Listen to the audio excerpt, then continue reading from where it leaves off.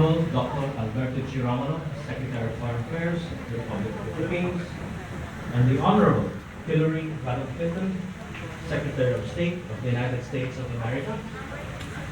Magandang hapon po sa inyong lahat. We have all waited for this. And we'll start this press conference with an opening statement by Secretary Romulo, to be followed by Secretary Clinton, after which they will be happy to take some calls from our friends. Secretary Romulo. Thank you all for joining us this afternoon. It is my privilege to welcome Secretary Hillary Clinton to Manila. She was here as First Lady with President Bill Clinton during our hosting of APEC in 1996, and this time she's here as the U.S. Secretary of State. In the issue that just came out, Time calls the Secretary the most powerful U.S. public diplomat in quite some time.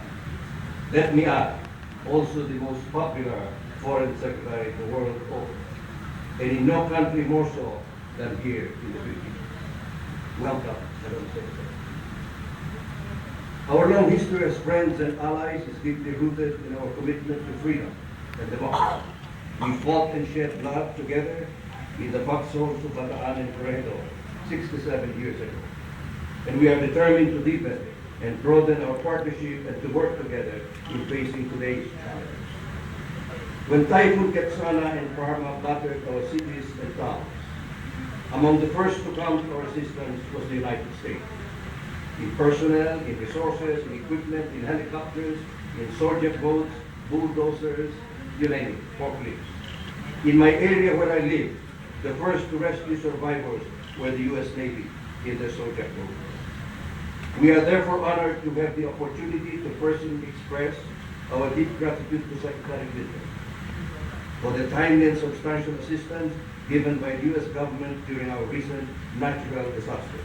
As Secretary Clinton herself said, she is now visiting us to show solidarity with our friends in the Philippines who have been battered and have suffered so much. Thank you, Mr. Secretary. And I'll ask the Secretary to be. Thank you, Secretary Romulo. I'm so pleased to be here, and I thank you for your warm welcome and the productive discussion that we had today with a number of the leaders of this government. It is always a pleasure for me to be part of something that is so positive as the reaffirmation of our broad and deep relationship going back so many years together. And certainly on a personal note, I am delighted to be back in the Philippines. I have very fond memories of my previous visits, and the warmth and generosity of the Filipino people is something that I am deeply grateful for. I was saddened, as so many were in my country, over the loss of life in the recent storms and the flooding. And I want again to convey the sympathies of President Obama, the Obama administration, and of the United States to the people of the Philippines. You have shown great resolve and resilience in the face of these calamities. I am proud that the United States has been your partner. As the Secretary said, we were very pleased that we could respond quickly with our military assets. Filipino and American doctors worked side by side to help thousands of flood victims. We saw our military forces working together to airlift thousands of tons of food, equipment, and other vital cargo.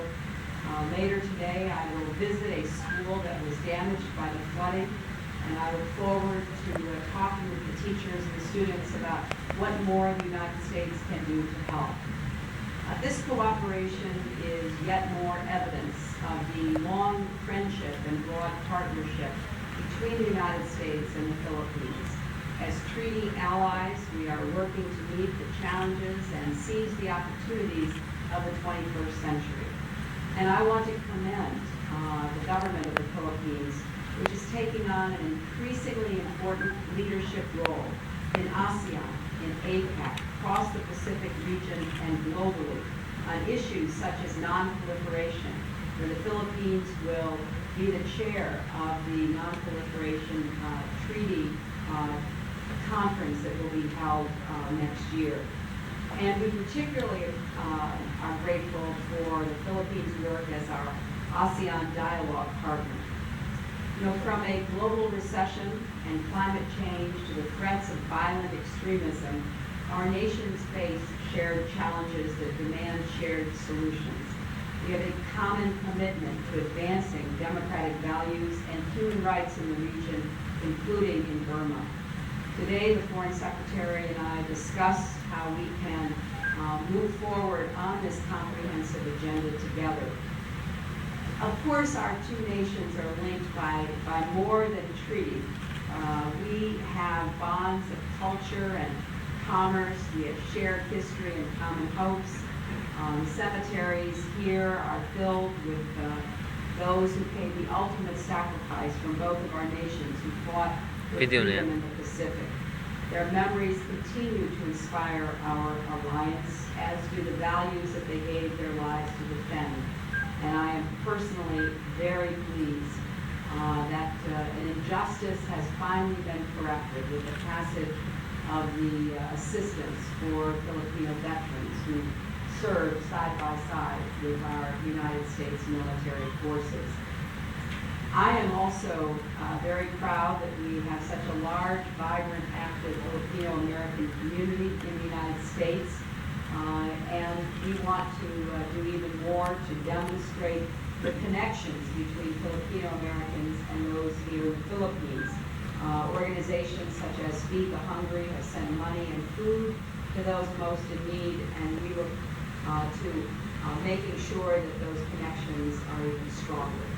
So, sir, we talked about a lot today. We have a great opportunity to continue our work together, and I'm confident that we can make the future even better than the present forecast. Thank you very much. Thank you very much, Secretary Clinton. Thank you very much, Secretary Romulo. The first question will be raised by a member of the DFA Press Corps. Mr. Mark Caballo. Good afternoon, Secretary Clinton, welcome to the Philippines. This is our question. Will the U.S. forces continue helping Philippine troops in pursuing the Abu Sayyaf militants, considering that the Philippine government is mulling over the DFA? And what specific role does Washington want to play in taking the out peace process? Well, let me say that the United States is committed to a strong partnership and alliance with the Philippines. And I am here today to reaffirm that commitment.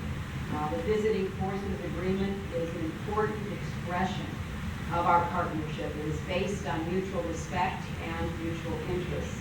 And our service members, as we have seen in these last natural disasters, are ready to provide assistance where it is asked for, and to work side by side with the military of the Philippines.